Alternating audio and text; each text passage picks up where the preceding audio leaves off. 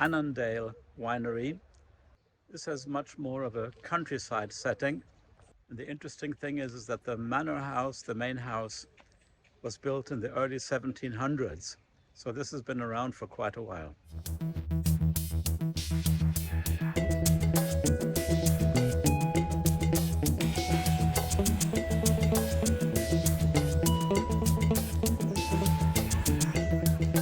To me, this feels almost like a South African hacienda. Not quite Mexican style, but yeah, somehow the atmosphere reminds me of Hispanic haciendas.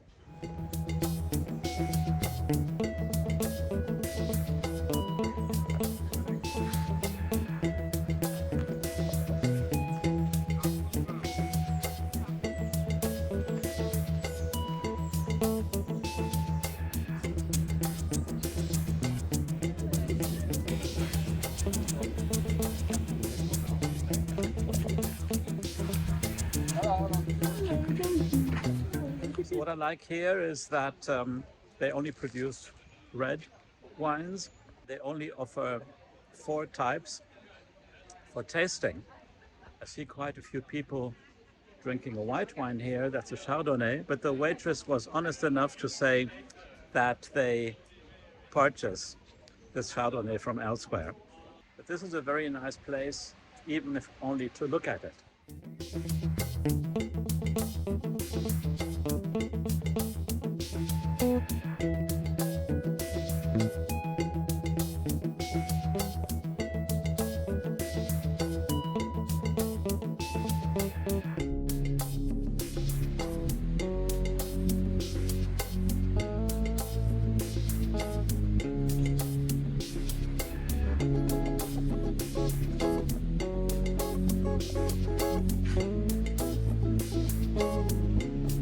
I will try here Cavalier because it's always interesting what a blend can do, and the Shiraz, and the lady recommended the 205 vintage port. We'll first explain the Cavalier. So the Cavalier, it's our red cultivar. It's a blend of 3 red cultivars. It's a blend of the Cabernet, Shiraz, and also the Merlot. So it's 50% of the Cabernet, 35% of the Shiraz, and also 15% of the Merlot. So the most dominant one is the Cabernet Sauvignon. So the owner of the farm used to play for Springbok Rugby. Yeah. And then his team used to be called the Cavaliers. Oh, that's why. He decided to name this bottle after his team. So the vintage for the bottle, it's 2020. What you pick up in this bottle, pick up some more red fruits, red plums, mulberries, and also some dark chocolate spiced nuts. Thank you. I must say, this Cavalier here is excellent. A little bit strong to drink early in the morning, but really nice. To my taste, there is a scent of oak from the oak barrel, which is a tick too strong to my taste. But otherwise, this is really good. And I think this would also age very well. This is already a good choice. May I explain? Yeah. Okay, so this is the Shiraz. It's our full-bodied wine. It went to the French oak barrels for full 24 months. So what you pick up in this, but you pick up some more red plums and also some spiced nuts because it stays longer on the French oak barrels, and we use the first barrel. And the vintage for the bottle, it's 2018. So it's one of the oldest wines that we have here. Ah, excellent. Yeah, I don't know if you caught this because of the wind.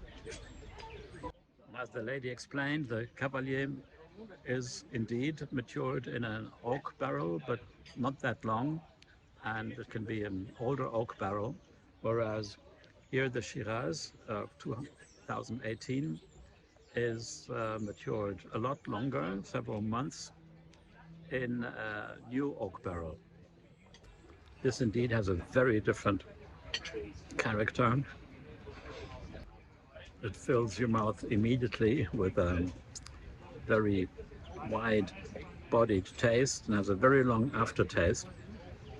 And very interestingly, the oak doesn't shine through at all, so it really helps to give this wine an interesting body, an interesting additional depth, without being overwhelming. The owners, by the way, tried to be as natural as possible. These wines have a natural fermentation. The barrels are small.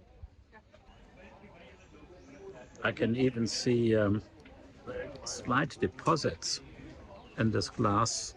I wonder if it was towards the end of the bottle, or whether this is just part of... I'll have to ask about it.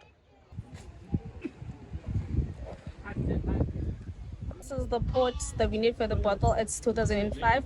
So what you pick up in this bottle, you pick up some more of honeys and also some cupcake fruit flavors. And the happiness percentage, it's 21%.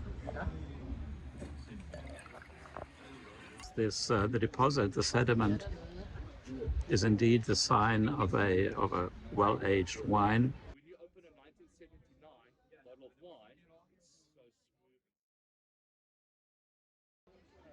Yeah, this port wine, look, has a ruby red color, golden almost. And this is the first port wine that was not made in Portugal that I'm drinking now. Really great.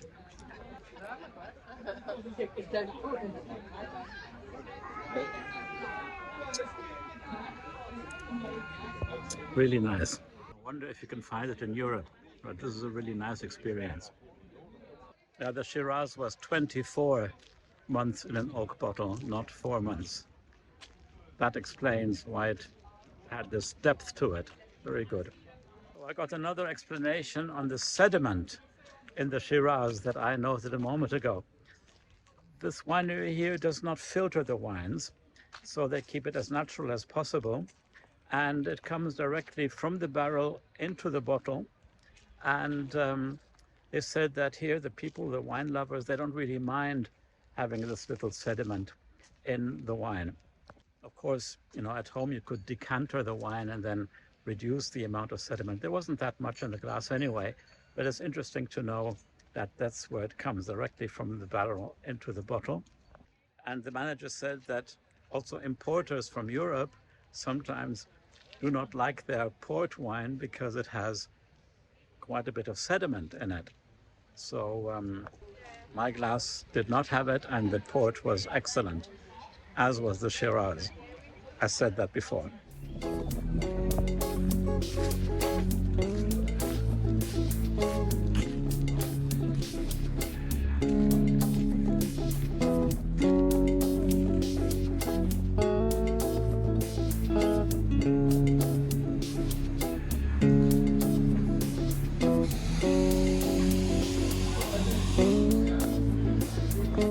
Got permission to fly the drone here, so let's look at this place from above. I hope it's going to be interesting.